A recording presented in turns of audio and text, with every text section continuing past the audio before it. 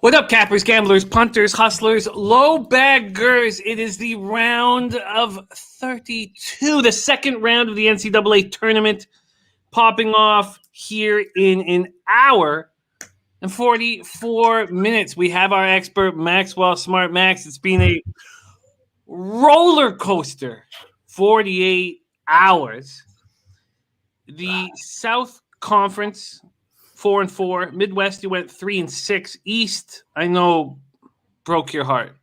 The East was a rough one for you, and we'll hear you speak on it. 2-8, down 6.50 units, and then you legitimately swept the board in the West. You ended up going, for record-keeping purposes, you went 7-1 because you lost the Wichita State playing game, but you swept all 7 games in the West, which was a little bit of help to get through the pain of seeing your two favorite teams go down in flames. So far in the tournament, you're 16 wins, 19 losses, 45.7%, down 3.95 units. Average line minus 102. So even in your very worst times, you don't get crushed. And that's the sign of a very talented capper. Because in my worst times, I lose double-digit units. On the year, you're 270 wins, 236 losses, 53.4%, plus 14.17 units. Your ROI is plus 2.80%. Average line minus 109. Max, talk to us. We're all very interested to hear you speak. I think that when I watched that UConn game yesterday, it was rigged. It was plain and simply rigged.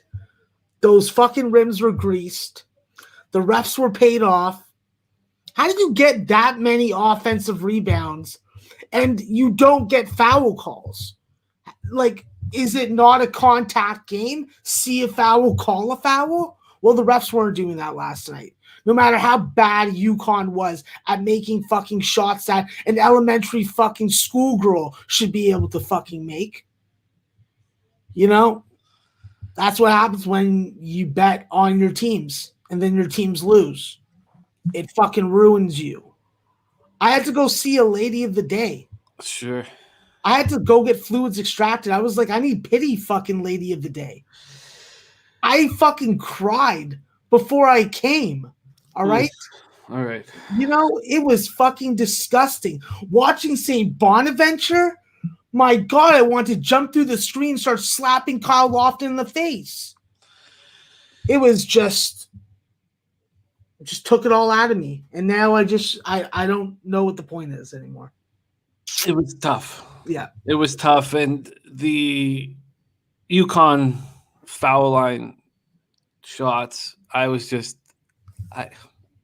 heart went out. It was a very tough spot. But as cruel of a mistress as sports handicapping is, you wake up the next day and there's more games to attack and more money to be made. Shout out to all the cappers joining us right now. We got Nuke Worker in the house, Tony Brusher, Buzznuts, Backdoor Cover, Nate Dog, Hustle Wilson doing just that. Hustling early. Slats 45.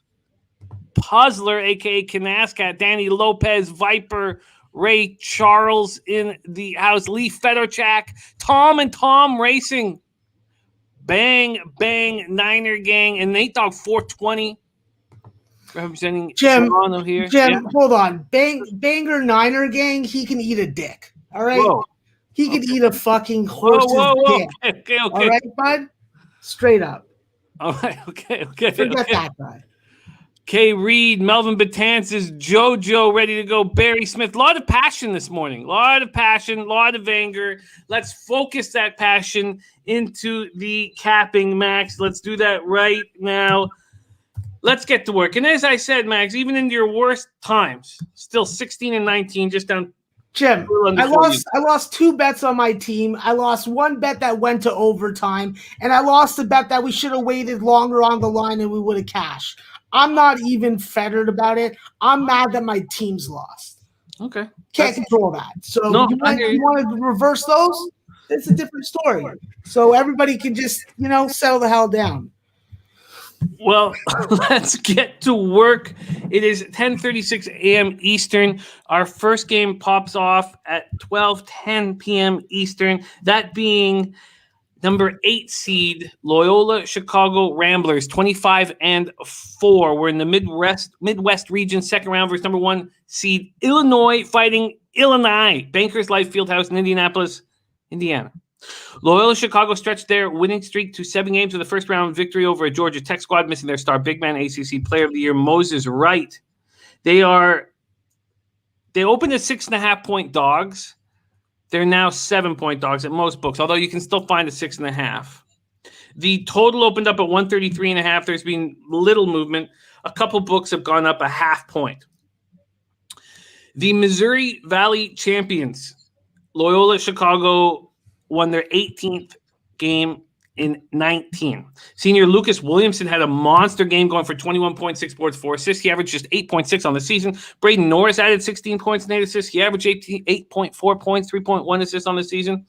Leading scorer and the only Rambler averaging double digits, Cameron Krutwig, added 10 points and 5 boards. Loyola showed why it was number 1 in the nation in scoring defense this season, but their job was made much easier without Moses Wright in the paint for the Yellow Jackets. Loyola out-rebounded Georgia Tech 30-17. The Yellow Jackets got 1 offensive board. Things will be a little different today with 7-foot, 285-pound Jamaican Kofi Coburn in the lane.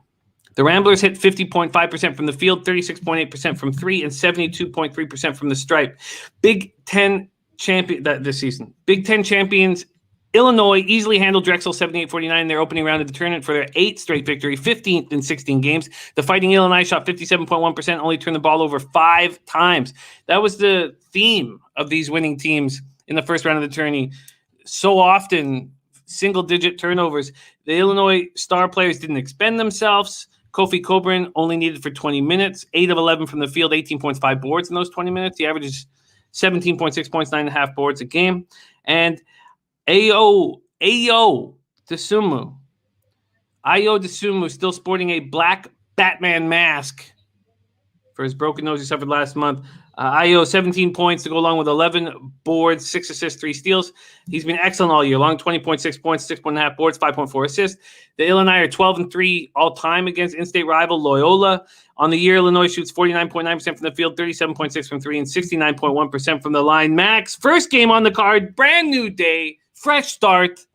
Loyola, Illinois, take it away. Jim, I like your motivation skills.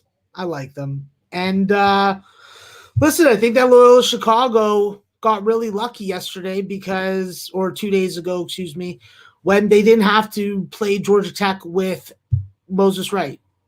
Maybe it's a different matchup if Moses is in the lineup. We'll never know. Braden Norris playing 40 minutes. I'm not a fan of him at the point guard. I'm not a fan of him being a starting point guard. I much prefer Marquise Kennedy coming off the bench and running the show. He at least does a better job on the offensive glass. I think that when you look at this point guard matchup, Curbelo against Norris is really going to be what I think is going to be a determiner. I think when you look at Curbelo and his ability to really run that pick and roll nicely with Kofi is going to be something I don't think Loyola can stop. I think that with Cameron Krutwig, this is where his slow foot speed really plays a factor. I think that unless the reps are calling it in the favor of Loyola early, they could get bum rushed. This is a spot where I think that Loyola definitely has value on the first half. But with the way that this Illinois team comes out in the second half, it's just too much, I think. I think that when you have such good spot-up shooters like freaking Trent Frazier and Adam Miller, it's a dangerous offense to go against. And I think that as long as you avoid foul trouble with your Illinois, you defend the rim and you do a good job of limiting your turnovers versus Loyola team. I think that this is going to be the second team in this tournament to score 60-plus points against Loyola, and I think that Loyola is going to be going home. So I think that Illinois wins the game. I'm going to take them if you can get me a 7, Jim. And I'm going to take the first half under also. I think that when you look at these first half unders, it's hard to ignore. And if they keep on working today, then we can count our blessings. If not, well, we'll go down in flames. Well, first off, FanDuel hanging the 6.5. That makes a ton of sense to me. So why don't we start there? Max opening up his card with Illinois minus 6.5 at minus 110. That's available at FanDuel. Of the licensed legal books, they're the only ones hanging the 6.5 that I see here.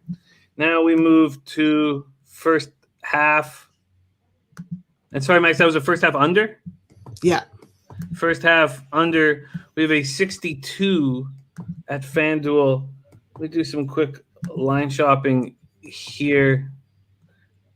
Under 62. See if I can get better than that. And here we go. First half. Yeah, 62 across the board. How's that sound? Yeah, I'll take it for show purposes. I got 63.5, but whatever. It's all good. Wow, 63.5. When did you grab the 63.5? Yesterday. Okay, yeah. Yeah. Minus 110. That's at FanDuel as well. Max is on the board.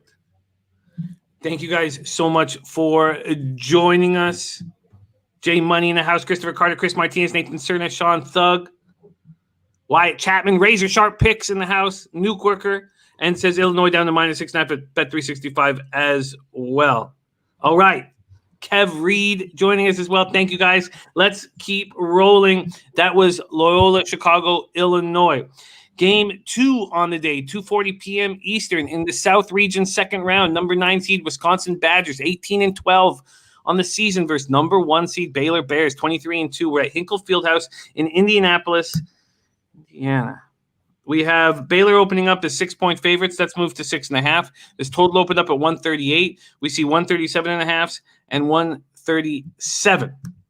Wisconsin showed no sign of the team that struggled down the stretch in their dominant 85-62 win over North Carolina. They came in having lost 4 of 5 and 6 of 8. Brad Davison scored 29 points. He averaged 10.1 points on the season. Demetric Trice added 21 points. He led the Badgers in scoring this season with 13.9 points. North Carolina's size advantage never came into play. Badgers at times played 6'10" Micah Potter and 6'11" Nate Ruvers together, something that didn't happen at all during the season. Wisconsin went 13 of 27 from 3. They actually out-rebounded North Carolina 37-34. And as always, they play exceptionally clean basketball with Demetric Trice at the helm. 7 turnovers. They average just 8.9 a game. They shot 51% from the field, 57% in the second half. During the season, they would struggle at times with their shot hitting just 42.1% from the field. Baylor comfortably took care of business in their tournament opening 79-55 win over Hartford. They forced 24 turnovers, held the Hawks to 24% from the floor. Their three-headed monster guard all went for double digits, led by Maceo Teague with 22 points. Jared Butler struggled with his shot, going just 1 of 8 from 3, but still went for 13 points, 9 assists, 4 boards, 5 steals. Davion Mitchell, third of the trio, went for 12.6 boards. Question remains whether this Bear squad can find the dominance they showed before a 3-week COVID pause seemed to slow their momentum. After winning their first 18 games, they went 4-2 down the stretch. Last seen losing 83-74 to Oklahoma State in the Big 12 semis. Baylor scores 84.4 points per game, hits 49.3% from field, an incredible 41.8% from 3, and 69.7% from the stripe. Game 2, Max, South Region, second round, Wisconsin, Baylor. Take it away.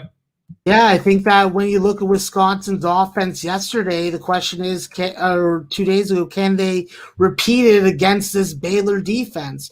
We've seen Baylor definitely be susceptible against higher quality competition, and against Hartford, well, they dominated a team that they should have been able to dominate. I think when you look at this Baylor team, they really got to just be efficient on offense, take good shots, and do a good job on the offensive glass.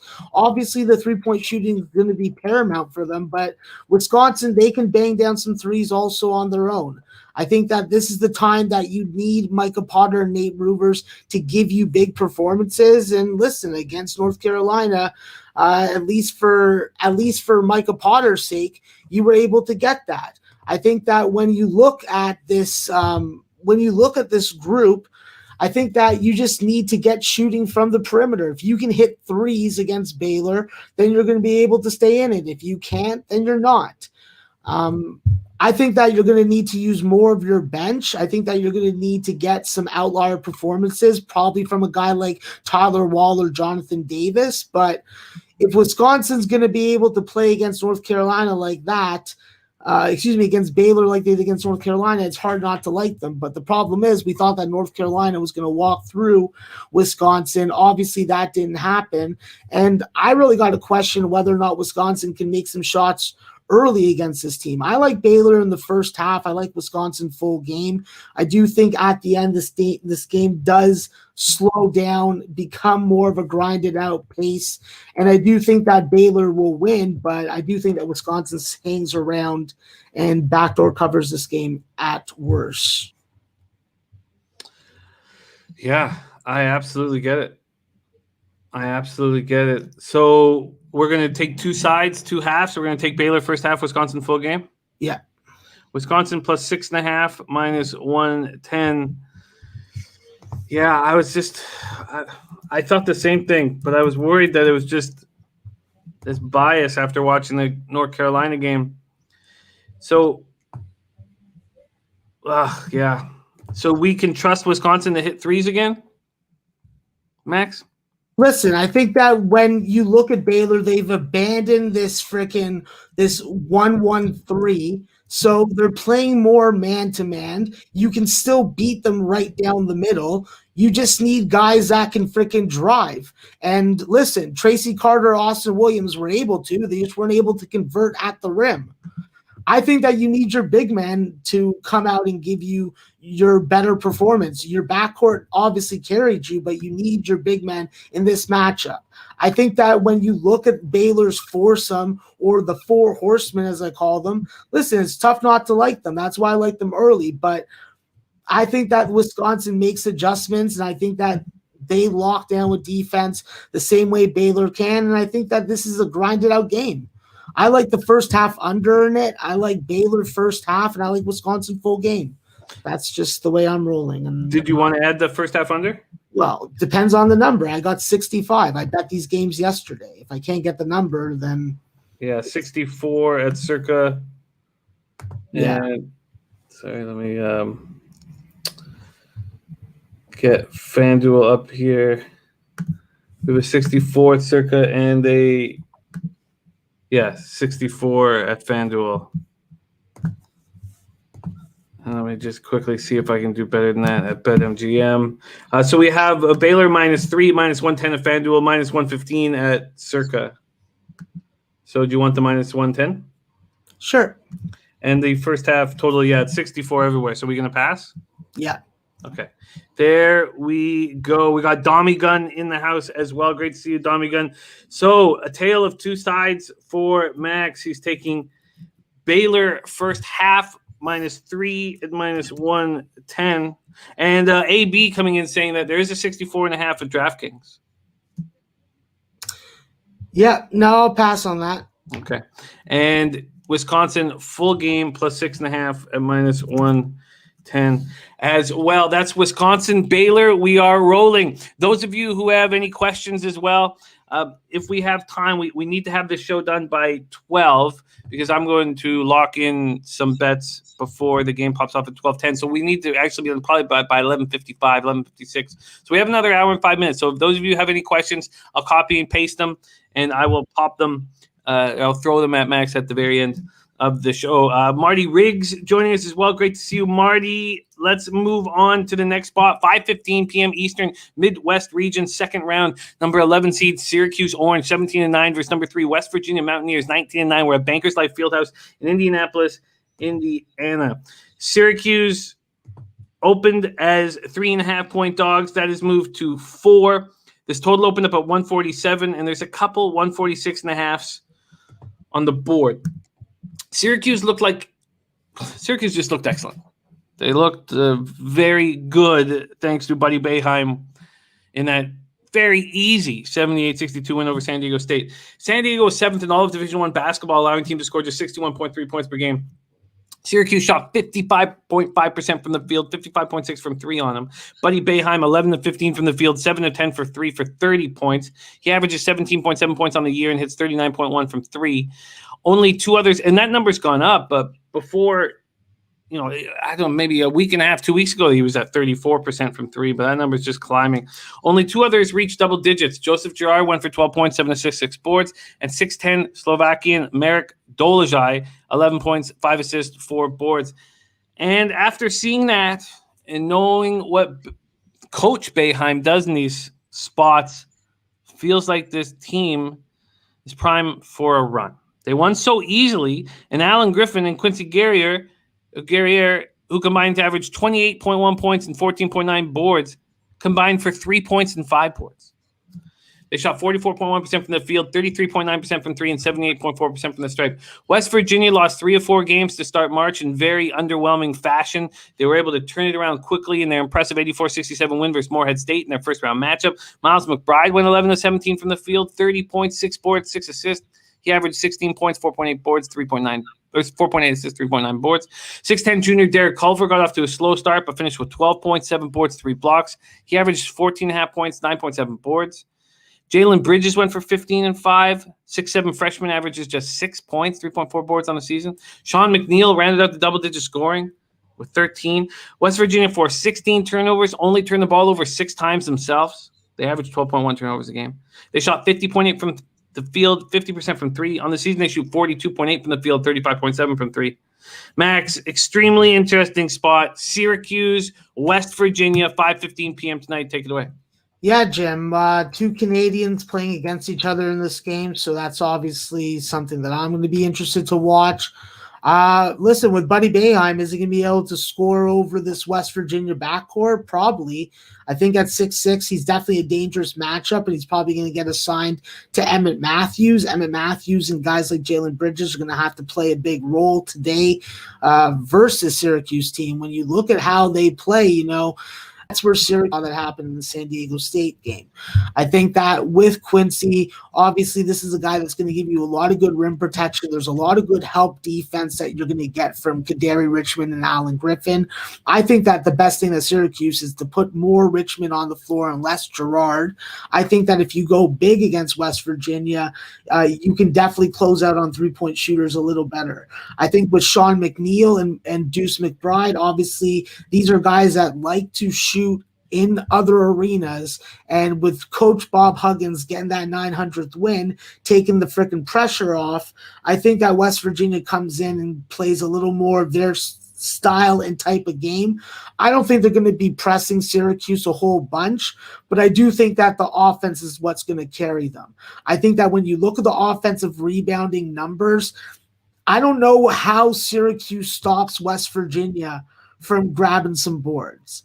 I think that although this is definitely a unique matchup, I was going to say bad, I meant unique matchup for West Virginia, I still have them lined around 8. So I think that I'm just going to freaking bite the bullet, take West Virginia here, and say, listen, Syracuse, you had a good matchup against San Diego State. Now you have to stop the three-point shooting in West Virginia. I think they're going to shoot threes all over Syracuse today, and I'm going to take West Virginia. Very, very interesting breakdown. I was wondering how you were going to attack this game. I'm just going to make sure that this isn't – there's a minus 105 juice, and I just want to make sure that it's not a stale line, so I'm just going to double-check this here, and it's all right. So West Virginia, we have 4s across the board. BetMGM's moved to 4.5. FanDuel, though, hanging a minus 102 for West Virginia. -4, minus 102. You want that? Sure. All right, let's lock Max down with West. Oh, it's minus 106. It's moved to minus 106. So we'll take the Bet365 minus 105 here. -4, minus 105 from Bet365. And predictions guy joining us as well. And Max, very quickly, do you have a lean on this total here that's seen very little movement here? Opened at 147.5. You can get it at 146.5, but it's 147 in most books. Listen, I'm inclined to take an over, but with the way that these games have going and the way that these second halves or first halves have been so different when it comes to scoring pace per minute, I'm inclined to take an under here, but not going to make it a show pick. Rodney Hawkins just jumping in right now, asking about these first games that we've already hit. Max is on Illinois, -6.5 at -110. The first half under 62 at -110. Then he's on Baylor first half at -3. And full game Wisconsin +6.5 at -110. Midwest, we have West Virginia Mountaineers -4, -105 at Bet365. Let's move on. 6:10 p.m. Eastern, South Region, second round, number 6 seed Texas Tech Raiders, 18-10 on the season, versus number 3 seed Arkansas Razorbacks, 23-6, Hinkle Fieldhouse in Indianapolis, Indiana. And we have Texas Tech opening up as 1-point favorites. That's moved to 2. This total opened up at 141. You can still get 141s. There are 140.5s and 140s on the board. Here we go. Texas Tech bounced back from losses to Baylor and Texas by opening up the tournament with a very strong 65-53 win over Utah State. Mac McClung scored 16 points. He led the Red Raiders in scoring, averaging 15.8 points per game. Kyler Edwards added 12. He's third on the team at 10.1. Second leading scorer, Terrence Shannon, got off to a slow start but finished with 10 points, 3 assists. Texas Tech continued with their ability to play in control, clean basketball, only turning it over 8 times. They averaged 11 on the season. They struggled with their shot, hitting 41.9% from the field, 38.9% from 3. On the season, they averaged 44.3% from the field and 34.6% from 3. After having their 9-game winning streak snapped by LSU in the semifinals of the SEC tournament, Arkansas got right back to their winning ways in the 85-68 win versus Colgate in round 1 of the tourney. Arkansas was down 15 points to Colgate before changing to a full-court pressure defense and completely taking over the game. The full court pressure forced 22 turnovers. Justin Smith had 29 points, 13 boards, 5 steals. Played all 40 minutes, played at the 5 in a small ball lineup. It's just 6'7". JD Notte came off the bench, added 14 points. Star freshman Moses Moody scored 12. He leads the team at 17.2. Rounding out the double-digit scores was Devontae David, who went for 12 points. They shot 44.6 from the field, 31.3% from 3, and only turned the ball over 10 times. Razorbacks are 7th in the nation, averaging 82.4 points per game. On the season, they shoot 45.5 from the field and 33.9 from 3. Max, I love this game and can't wait to hear your breakdown. Texas Tech, Arkansas, take it away. Yeah, I think that this is one of the probably best games on the board to watch. I think that when you look at the style preferences of both teams, it's definitely going to have to weigh one way or another. And I think that you're going to see a lot of live betting potential in this game, whether it be team totals, whether it be potential runs and backing some dogs to come back.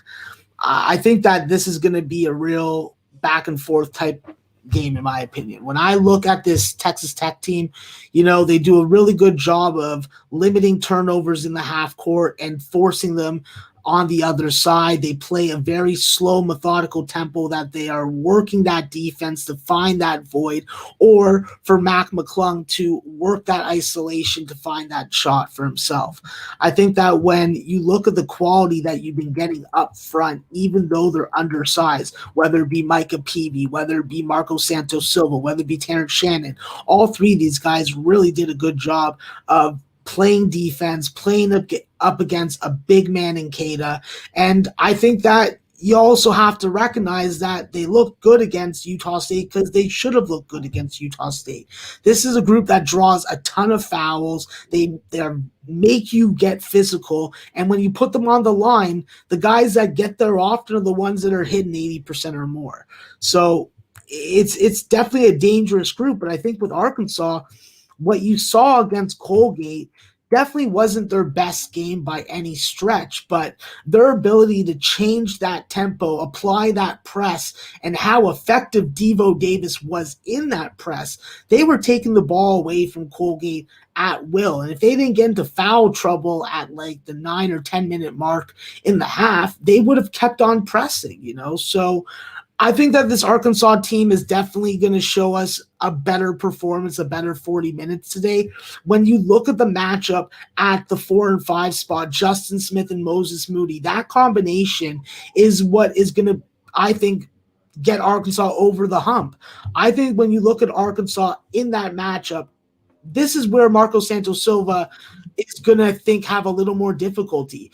A guy with a little more foot speed, a guy that can face up against you, and a guy that can make all kinds of leaners and runners inside the paint. So Justin Smith and Moses Moody are going to be, in my mind at least, are going to be the outlier performers today for Arkansas.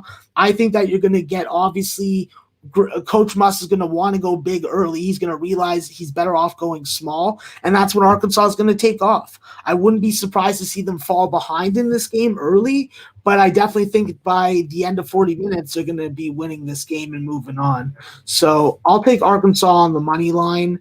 I like the +2 better, but might as well just throw it on the team to advance and negate the VIG. +115 at Bet365 and PointsBet. Yeah, Arkansas has looked really impressive late in the season. It's not even just the season. It's just like the matchup that I think that how does Texas Tech really stop? I think that the only way that you really get over on Arkansas with the way that they can go big and small against you and the way that they can change their defensive pressures is for them to have a bad shooting game. So I think that Colgate got very lucky with their 3-point shooting from Jack Ferguson in the first half. And then eventually that freaking withered away. So there is, just to give you an option, I know that you mentioned that you're not fully sold. I can get you the +2 at -105. If that interests you at all, Bet365. No, we might as well take the shot with the money line. Arkansas Razorbacks +115 available at Bet365 for Maxwell Smart. We move on. So those were the 4 first games. This is the second half of the card. We start at 7:10 p.m. Eastern, Midwest region, second round. Number 10 seed Rutgers Scarlet Knight 16-11 versus number 2 seed Houston Cougars 25-3. We're at Lucas Oil Stadium in Indianapolis, Indiana. Strange setup they have there at Lucas Oil. 7:10 p.m. It reminds me of when the Raptors were playing at the Sky Dome when they first came into the league. Houston opening up as 9-point favorites. That's moved down to 7.5. There are a few 8s there. This total sitting at 132. Rutgers bounced back from their 22-point loss to Illinois in the Big Ten quarterfinals by defeating Clemson 60-56 for Rutgers' first NCAA tournament win in 38 years. Geo Baker, Jacob Young, and Caleb McConnell all scored 13 points. Ron Harper Jr. added 10. Baker, Young, and Harper Jr. all averaged double digits, but McConnell's offense off the bench was enormous, as he averages just 5.7 on the season. McConnell also grabbed 10 boards. Centers Miles Johnson injured his ankle in the game. He's listed as questionable to go today. They struggled with their shot, hitting 39.7% from the field, just 26.7 from 3. They averaged 45.1 from the field and 31.1 from 3, but they always struggle from the foul line, 63.2%. Only once has Rutgers won multiple games in the tournament, 1976 when they reached the Final Four and lost to Michigan. After easily beating Memphis, after easily beating Cincinnati, I'm thinking of Memphis because it's interesting how Houston destroyed Cincinnati and just squeaked past Memphis 76-74 in that semis. But after easily beating Cincinnati 91-54 in the American Athletic Conference Championship, Houston carried that over in an easy 87-56 win over Cleveland State. They've now won 8 straight. They won the game comfortably without starting point guard DeJon Jarreau, who played just 41 seconds. He's dealing with a hip pointer. Sampson calls Jarreau the MVP of his team, averaging 10.6 points, 5.3 boards, 4.2 assists on the season. He makes it clear that he's not his best player, but most valuable this season. Quentin Grimes led the way with 18 points, right on the line with the season average. Tremont Mark added 15 in place of Jarreau. Marcus Sasser finished with 14 for Houston. They only turned the ball over 9 times on the season. They play very clean ball, turning it over just 10.9 times a game. And you had to wonder, with Jarreau out of the lineup, were they going to be sloppier? And the answer was no. They shot 47.5% from the field and 28 from 3. On the season, they shoot 44.4 from the field, 36.1 from 3. Max, here we go. Does Rutgers have a shot at winning a second game in the tournament, or does Houston take care of business? Listen, I think that not having Giroux playing at full strength, and he says that he's giving it a go, and it's a hip injury. So I don't really see him being entirely effective. And with Miles Johnson, you know that he's going to go hard. I think that when you look at this group for Houston, they have to just clean up some of the sloppiness. You don't really have a true point guard. You really play an NBA pro style. You rely on rebounding to get you those extra possessions, get you to the free throw line. But this is a Rutgers team that can bring some size if they have to. Cliff Amore and Miles Johnson are a very formidable tandem to have to freaking bang on the glass with. I think that getting Fabian White, having Reggie Chaney, and then freaking Gresham, you got a good trio or even four guys that you can rotate in there. It's going to be interesting to see what the foul situation is, how the refs are calling the game, because we do know that Miles Johnson is susceptible to foul trouble, and we know that Rutgers doesn't like to make their free throws. I think that obviously in the game against Clemson, they were able to do that, and I think that when you look at them, all you need to do is make free throws in the second half. You don't need to worry about the free throws that you missed in the first half, in my opinion. And I think that you need to just get more guys focused on freaking getting on the offensive glass, getting those putbacks, getting those extra possessions. And I think that Rutgers is going to be able to hang around. I think that this is a spot that Steve Peichel really steps up to the forefront when it comes to his coaching methods, changing his defenses, really having a lot of ball screen movement and a lot of off-ball movement. If you want to freaking beat this Houston team, you got to back cut, you got to hit the baselines. I think that Rutgers has the pieces to be able to do that. When you look at Houston, I worry about them ball handling, and I think that with this Houston team, you're probably going to get a lesser performance. I don't think they're scoring 87. I'd be surprised to see them score more than 68 in this game. I think it's going to be a slow tempo. I think it's going to be a rock fight type of pace and quality. And I think that Rutgers can be able to hang around to the end. We've seen them at numbers like this, specifically in the Michigan game, where they did not give up. This is the NCAA tournament. I don't think that's going to happen again. And as much as I think that Houston is definitely going to win this game, I just think it's too many points. So I'll take Rutgers on the spread.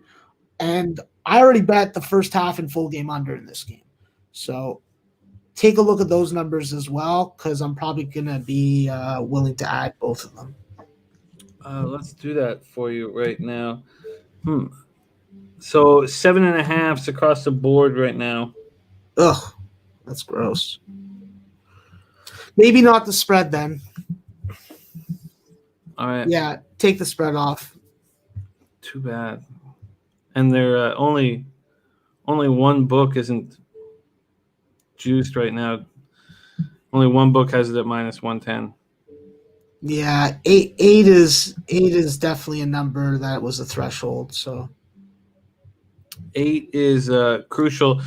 For those of you jumping on late, I will review the action that Max has already put out. So let's keep rolling. Nathan Cerna thinks Rutgers lost big man center. You're confident Miles Johnson will be in the lineup today? Well, they've already come out and say that he's going to play. Okay.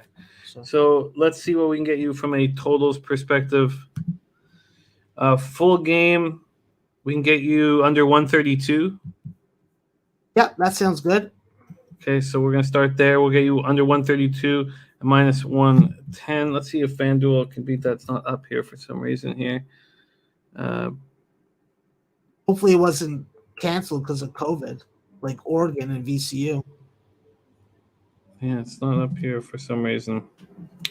Okay, but we have it up at 365, so we'll get that under 132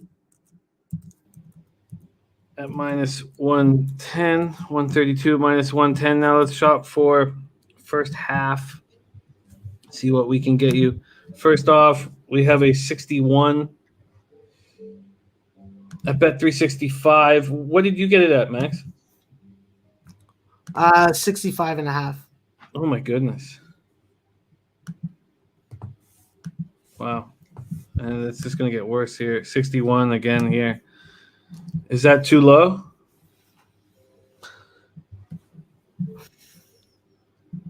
Oh, we're talking about the Houston game still. Sorry. Yeah. I got 62. Oh, okay.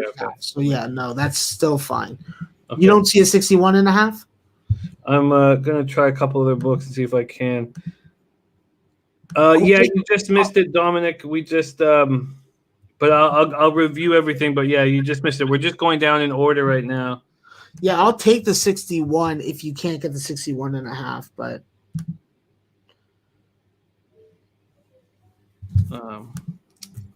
okay, let me just try one more book here before we move on. 11:12 a.m. We are 58 minutes from tip-off in Loyola, Chicago, Illinois. And, oh, sorry, there is an 8 at BetMGM. all right, I'll take the 8.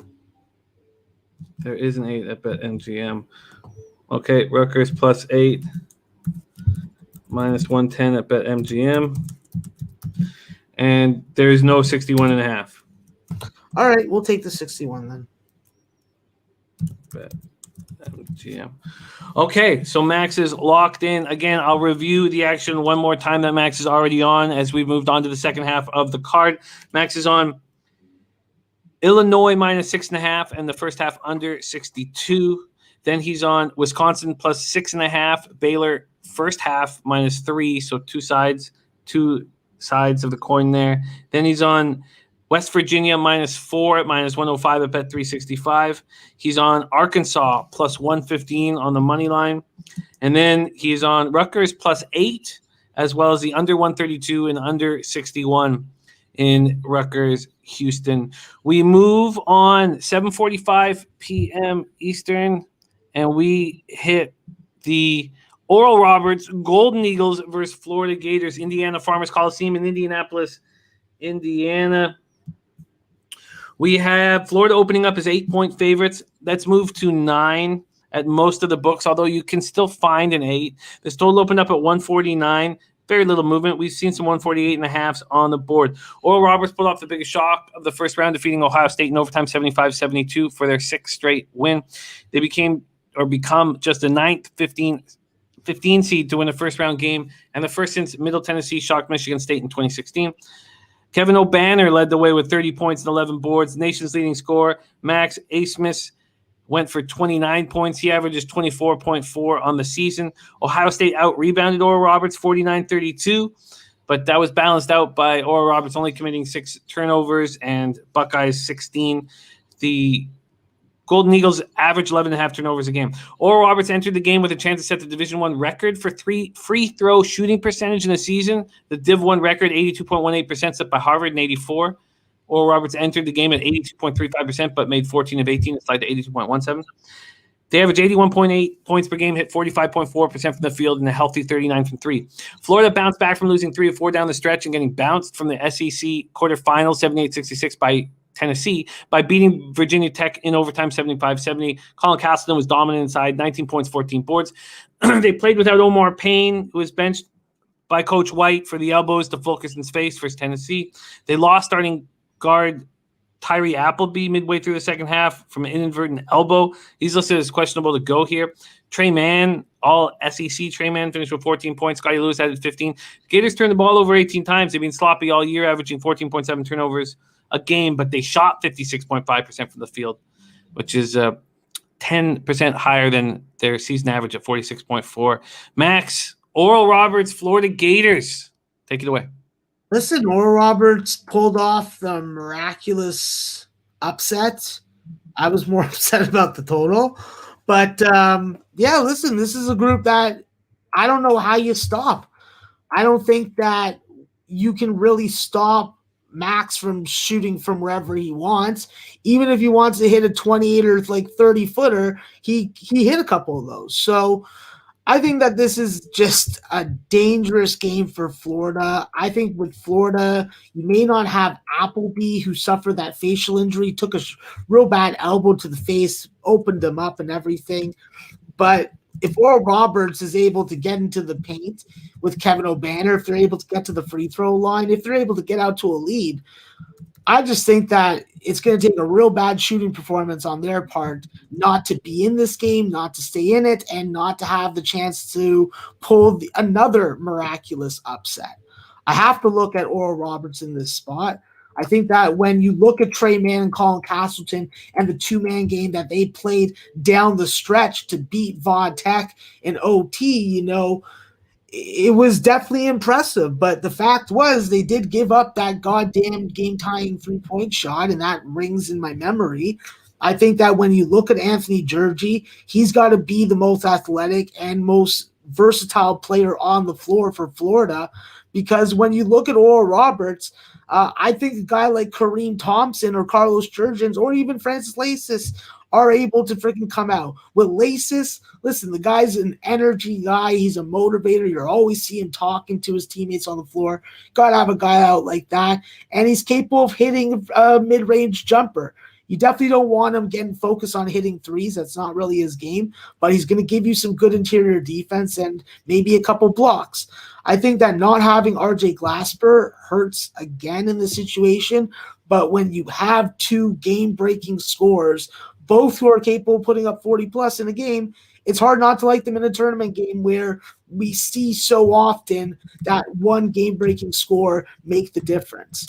With Oral Roberts, obviously on defense, that's where the question is, but suddenly they found some better perimeter defense, some good gap stopping, and if they can plug those holes against Trey Mann and stop the rolling of Colin Castleton, I think they're going to be able to stay in this game. Florida does a lot of good things effectively that I care about. They do a good job on the offensive glass. They do a good job on hitting their free throws and getting to the free throw line. But the way that this Oral Roberts team can shoot the basketball is just, I just can't take it. So I'll take a more generous number. I like 9 better than 8 or 8.5. So sign me up with it. And Jim, I'll take the first half with Oral Roberts also. A double-up spot with Oral Roberts. We know the books have been having enormous success so far in the tournament. What do you think of Razor Sharp saying go against the public in the spot as the public's all over Oral Roberts? Listen, everyone has their method of capping. If I decide to go against the public or the Sharps, I would have to wait till right before the game, and I couldn't talk or give out picks that I'm betting before then. I just cap based on my numbers, and if it works out, it works out. If it doesn't, it doesn't. It's gambling. +9 at -108 at PointsBet? Yeah, it works for me. Okay, we will start there. Oral Roberts Golden Eagles +9 -108. Yeah, there was a Razor similar situation in the Georgetown game. Huge public side, and that did not work out. Let's see what we get for the first half here. Start at FanDuel, see what they're going to give us for this Oral Roberts spot. Where is it?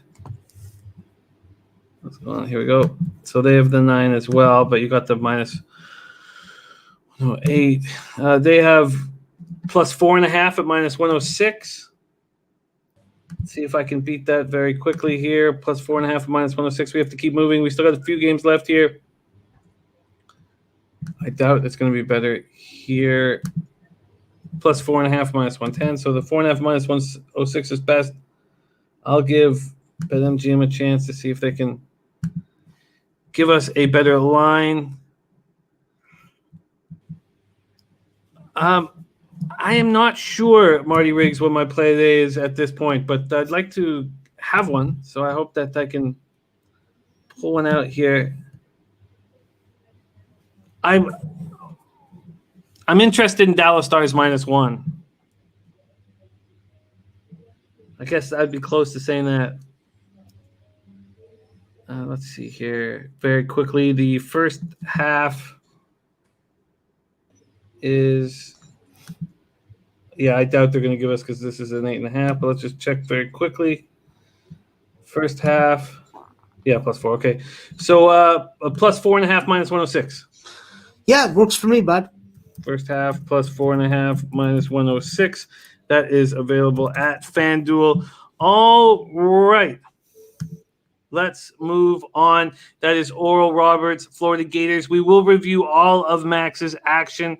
We have 2 games left, and the time is going nice. So, again, if anybody has questions, feel free to drop them into the chat. 8:45 p.m. Eastern, South Region, second round. North Texas Mean Green, 18-9 on the season versus number 5 Villanova Wildcats, 17-6.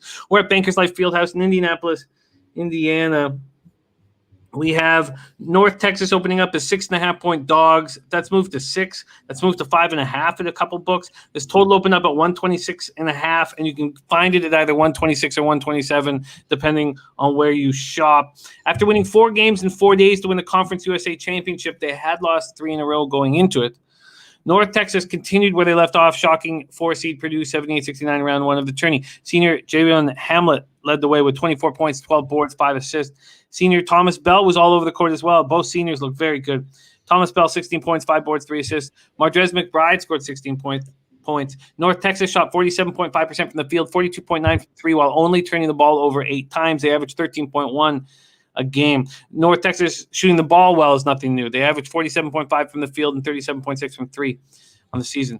Villanova showed off their depth in handling Winthrop with ease without starting point guard Connor Gillespie. Jeremiah Robinson Earl was everywhere.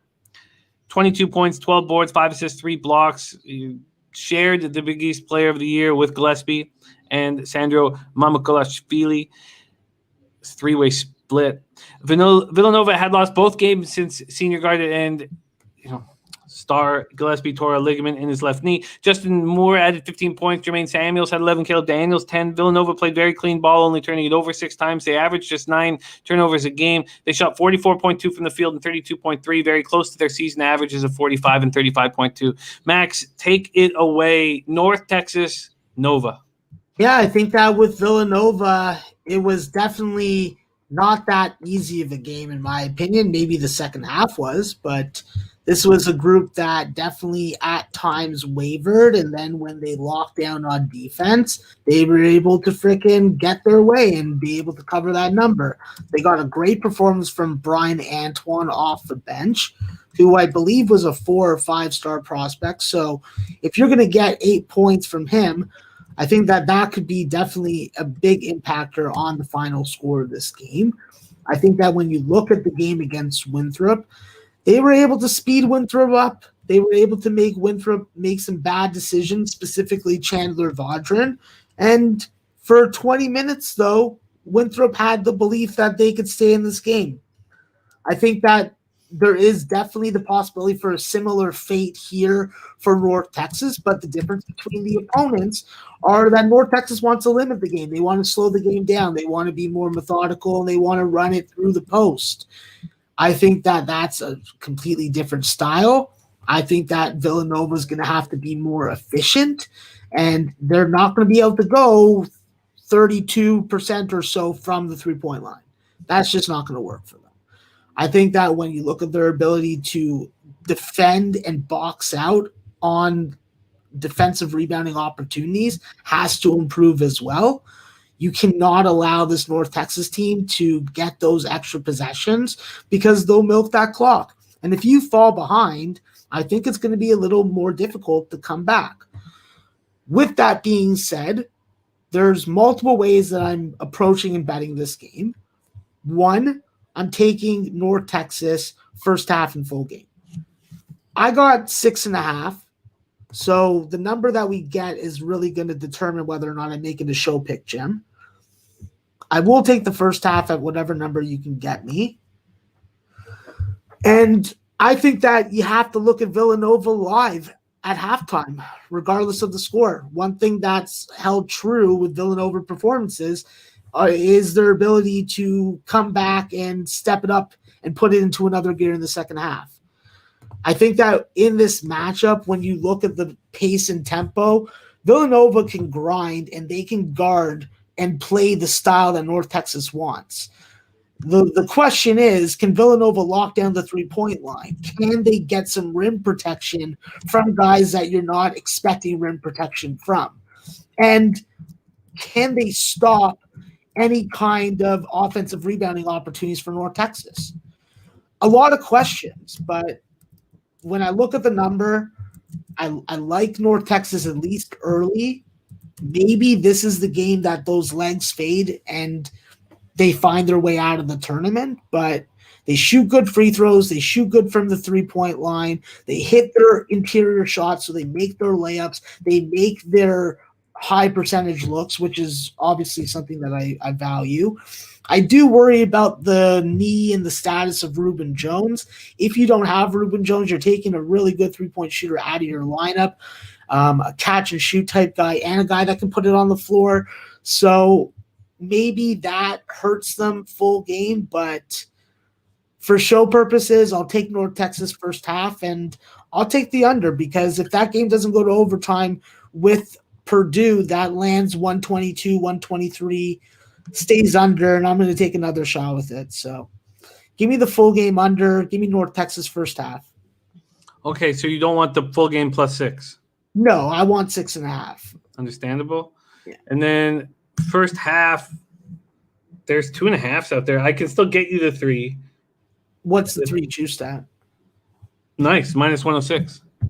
So, yeah, that works for me. That's a FanDuel. Works for me. All right, let's lock that in. But I would take the first half money line, but after getting bitten on the first half money line with the Ohio game yesterday, I'm a little less sure-footed on it. You catch that? No, the first half money line in Ohio. No, they lost by 1. I cashed the first half spread.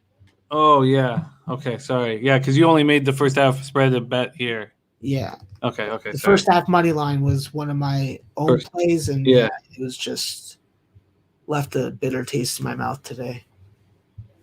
Okay. Especially with them coming back and pulling off a crazy upset. Yeah. It's like, what if Virginia was ranked 1? They would have fucking made it through. But because of their freaking performance in conference, well, not in conference, well, I guess because it's just their seeding, they got fucked. North Texas first half +3 at -106. And then the full game under 126? Yes, sir. Under 126, -110 at FanDuel. There you have it. We're going to review all of Max's action as soon as we get through this final game, and then any questions you want to ask, we will throw at him.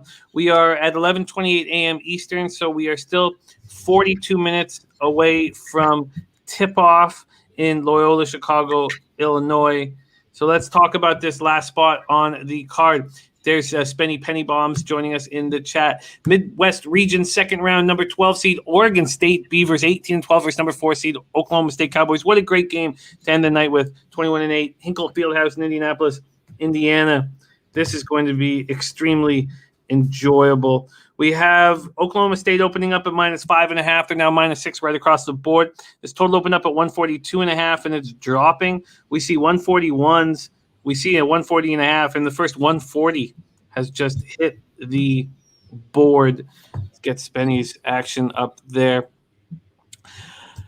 Oregon State continued from where they left off in their surprise impressive run to the Pac-12 championship by soundly defeating Tennessee 70-56 in round 1 of the tourney. We've spoken a lot about how they were expected to be last place in the Pac-12. They came in as the 6th seed, and they rolled all the way through. The last 2 wins is 8.5-point dogs, and then they cash over Tennessee easily. They were in complete control throughout for their first tournament win since 1982. 7'1" Roman Silva went 8 for 8 from the field for 16 points. Leading scorer senior Ethan Thompson was all over the floor as always. 13 points, 10 boards, 6 assists. They're playing excellent basketball. They got 20 assists on 27 buckets. They shot 48.2 from the field, 47.6 from 3. On the season, they shoot 43.5% from the field and 35.3% from 3. I love Oregon State, but I have Oklahoma State to reach the final. After a strong showing in the Big 12 tournament that included a semifinal win over Baylor before losing to Texas in the Big 12 final 91-86, the Cowboys carried it over in a 69-60 win over a tough Liberty squad. Freshman All-American, possible number 1 overall pick in the NBA draft, Cade Cunningham struggled in his first tournament game, 3 of 14 from the field, 15 points, 5 boards. Avery Anderson picked up the slack with another strong game. He's been so good down the stretch, 21.7 boards. Isaac Likely rounded out the double-digit scores, 10.6 boards, 4 assists. It's a good sign to beat a good team handily when your star struggles from the field. As a team, you shoot 40.4% from the field and 20% from 3. On the season, they shot 46.7 from the field and 33.8 from 3. Max, I can't wait to watch this last game of the night, 9:40 p.m. Eastern, Oregon State, Oklahoma State. Take it away. Yeah, listen, it's really getting to the point where I'm going to have to apologize for talking so much shit about the Pac-12 because they've just been running through these East Coast teams. It's definitely eye-opening the way that this team gets and facilitates their looks at the rim. The fact that they have so much size is definitely a big factor, but they're going up against a real tough Oklahoma State team that just has Final Four, maybe Elite Eight written all over them, But they're going up against this Oregon State team. What do they do well? They hit their free throws. 4 or 5 guys that you're going to see at the free throw line often are all 80% or better. What are they also going to do? They're going to open you up at the three-point line with Gianni Hunt and Jared Lucas. Both are 37% three-point shooters. You got Canadian Maurice Kalou. You got frickin' 7-footer Roman Silva that you can throw in. Deron Tucker. You just have so much goddamn size for this Oregon State front court. It's just a matter of what weapon you want to bring out when. I think that as long as Oregon State is able to draw fouls, score at the free throw line, use that on-ball defense to create some turnovers in transition opportunities, it's hard not to like them again in this spot. I think that when you look at the ball facilitation, this is where Ethan Thompson's going to have to play a critical role. He's definitely your best 3-level scorer, but you don't want him to be the best for your Oregon State Beaver team if you're backing them. You want him to be having a non-outlier performance. You want balance. And the more that this team can score down low against this slim front court for Oklahoma State, the longer they're going to be able to stay in this game. If they can't establish that interior scoring early, Oklahoma State's going to spread them out, drive to the lane, and they're going to score at the free throw line, and they're going to make them look bad. It's a tough spot for me to pick right now, but we're here, and I'm going to take Oregon State. I think that with Oregon State, they have the necessities to – well, they have the weaponry to be able to at least stay with Oklahoma State. They guard the three-point line well. They do a good job of making and assisting on buckets. So if there's gonna be an underdog that I want to freaking jump on, it's gonna have to be these Oregon State Beavers. And this is coming from a guy who talks shit about the Pac-12 on the daily. So it's hard to bite, but I think my guy Matthew Alexander Moncrief and his Oregon State Beavers are going downtown. They are extremely impressive and have handled this underdog role so well. Lonnie Mills says, don't go against the best player in college basketball. I mean, Oregon can cover and Oklahoma State can still reach the final, as I have predicted. There you have it. Let's review all of Max's action. And by the way, Max, I got minus 108 at PointsBet. So 2 cents less fig. All right. Sounds good. Let's review all of Max's questions. Or excuse me, all of Max's looks. And then anyone who has questions in the chat, we'll also see if we can get a little peek on what Max is looking at for tomorrow's card. Here we go. Max starts his action off. First game in 35 minutes with Illinois. Fighting Illinois, minus 6.5 and minus 110. And first half under 62. Then we have Wisconsin plus 6.5. But he's on Baylor first half minus 3. Both sides there. He's on West Virginia Mountaineers minus 4 at minus 105. Then he has Arkansas money line plus 115. Rutgers plus 8 and the under 132. He's doubling up on that Rutgers Houston under. He's got first half under 61, full game under 132. Then he's on Oral Roberts Golden Eagles double up. First half plus 4.5, full game plus 9. Then North Texas Mean Green first half plus 3 and the under 126. Then he closes up his account with the Beavers plus 6 at minus 108. Does that all sound right, Max? Yes, it does. Okay, we're going to see if questions come in here for you, Max. Our guy Knaskat says not really keen on the Oklahoma State guards. I love the toughness of Likely. I love it enormously. His big shoulders in the paint. I think he's I really like him. What do you think of Puzzler not being down on the Oklahoma State guards? Listen, I think that when you look at it, they have a system that works well regardless of whether or not you're making jump shots. If you can go off the dribble and get to the rim, everything changes. I think that if you can cut off those lanes to the rim and you force those Oklahoma State guards to be jump shooters, aside from Cade Cunningham, it does give a little more volatility to what kind of performance you're going to get out of them. But with the way that Cade Cunningham and his shooting regiment and the amount of practice and the amount of time in the gym this guy puts up, it's hard for him to probably watch his teammates suffer and then him not take on a bigger load. So that could work well or that could work against you. It's hard to tell until we actually see how they're shooting early on. Max, Ron says Loyola only played one step-up game, losing by 14 to Wisconsin, and Wisconsin dropped 77 on them. Is that part of your reasoning why you like Illinois minus 6.5? I think that when you look at that Illinois spot, I like a lot of the matchups. I like the number value that you're getting with Illinois. And I think that when you look at it, Loyola's been able to function when they're able to keep you under 60. I don't see a way for Illinois not to get past 60 against them. I think that when you look at some of the matchups, I just don't see the foot speed of Cameron Krutwig being able to first stop Kofi Cockburn or stay out of foul trouble. So I agree. I think it's just a bad matchup for Loyola. As good as it is a regional storyline, I just don't see the value in the Ramblers, so they'll have to prove me wrong. But it's not like teams in this tournament have been able to accomplish that.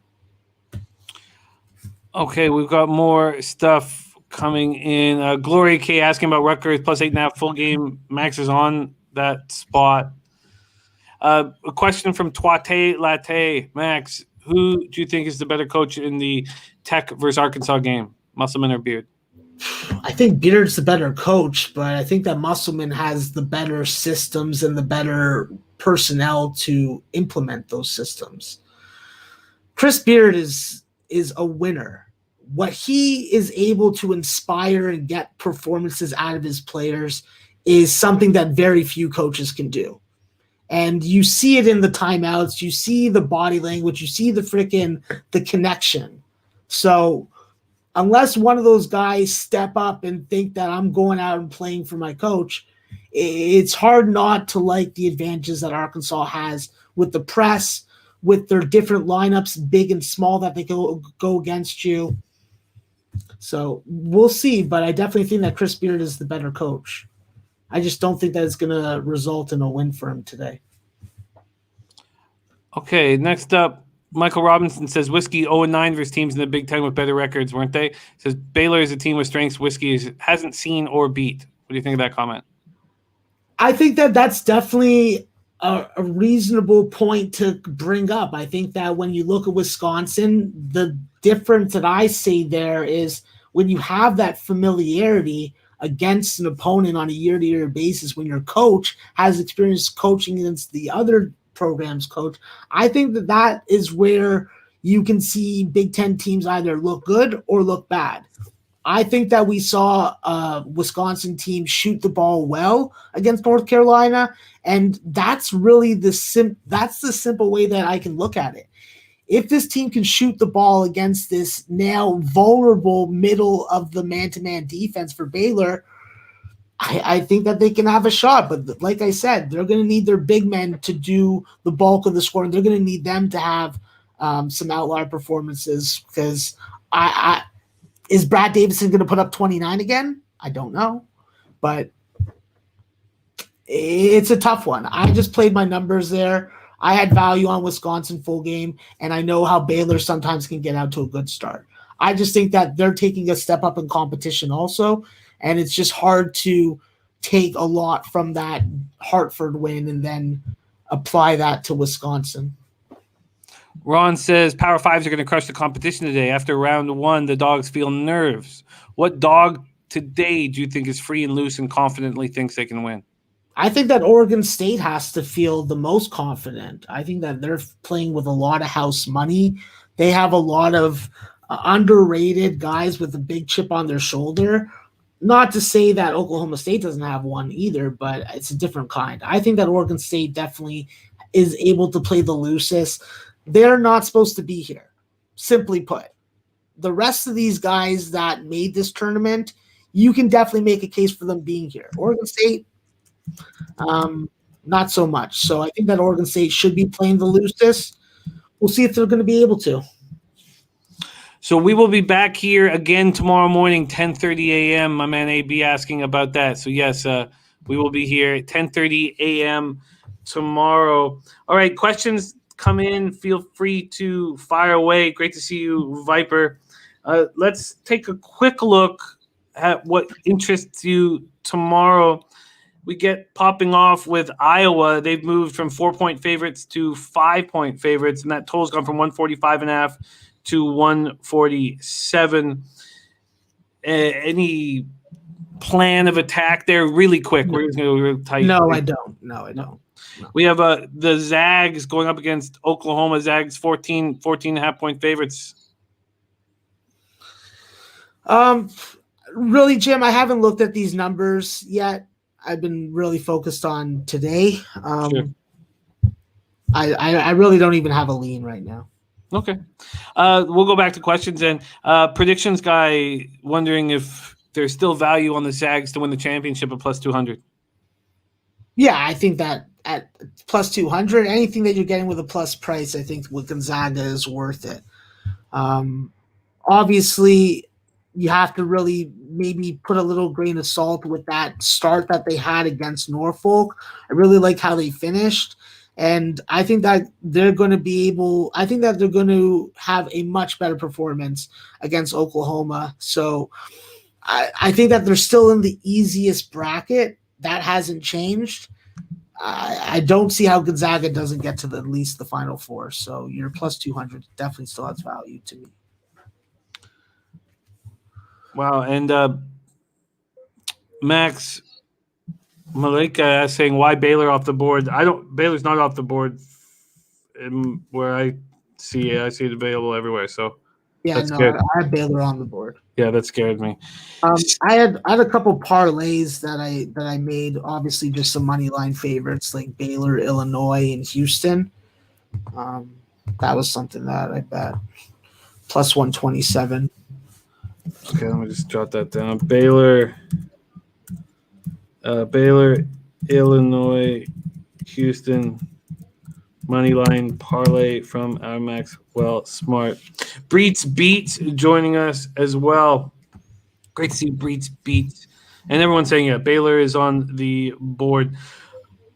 Jordy Nordman says, am I crazy to like oral moneyline today? It's March. It's March Madness. I'll never say that you're crazy. If you regularly get hand jobs under bridges at night when it's the freezing cold, then yeah, maybe you're a little crazy. But it's March. You have 2 game-breaking scores. Florida is not going to probably have Appleby in pain. It's definitely plausible. It's going to be about how Oral Roberts plays defense. So if Oral Roberts can minimize some of their vulnerabilities that we saw in conference season against Summit League competition, for sure. But I'm just going to try and play it safe, or in my opinion, play it safe with the spread in the first half. So personally, and I could be completely wrong here, but I expect Payne to be in the lineup here. I expect White to give him that 1 game suspension. I thought that 1 game suspension, in-team suspension, was enough. No, I don't think so. No? I don't think so. Listen, when someone tells you to make a call and apologize to a guy for freaking taking him out of his team's tournament, I don't think 1 game's good enough, But this is a school that protects sexual assaulters, so you never know. With the North Texas Villanova game, we have a question from Ed. We're going to be closing up shop here, so get your questions right now because we're going to be getting ready for action here, and I'd like to lock in a couple spots that I'm betting. Emily Blunt, going back to this North Texas Nova total, and this is the one that you have moved on the full game under. So she's curious about this total. Can you just very briefly explain why you like this under?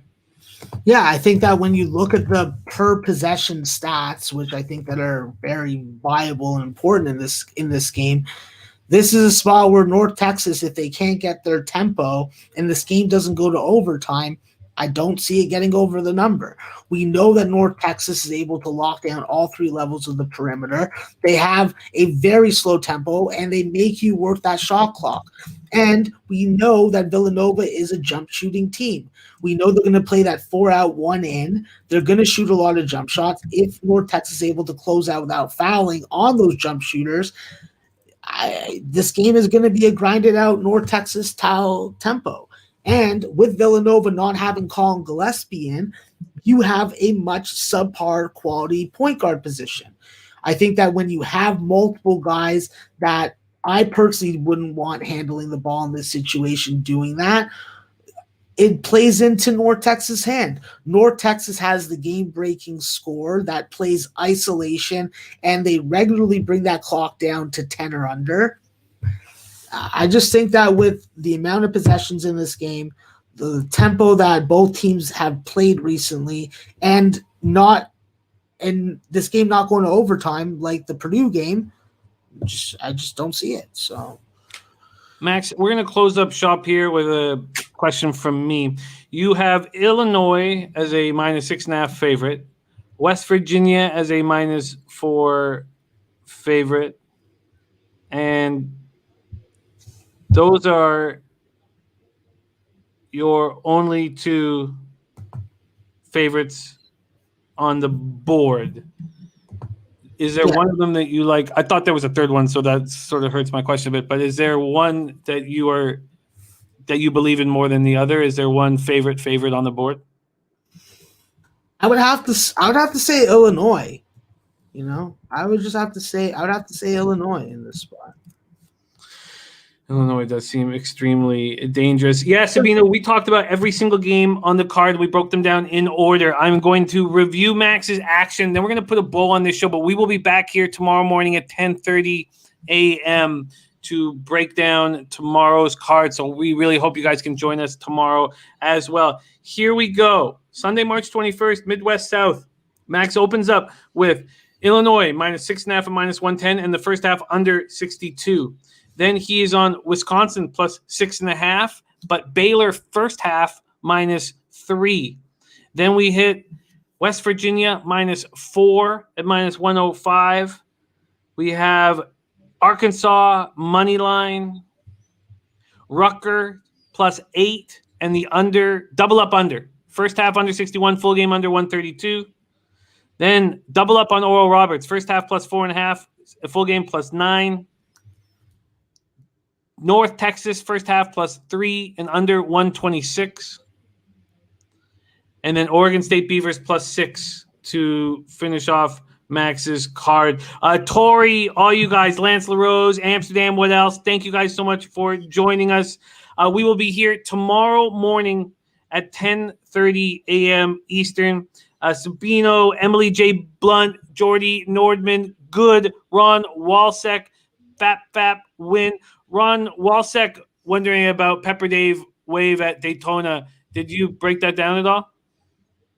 That's a CBI game, so yeah, not ready to share anything on that. Okay.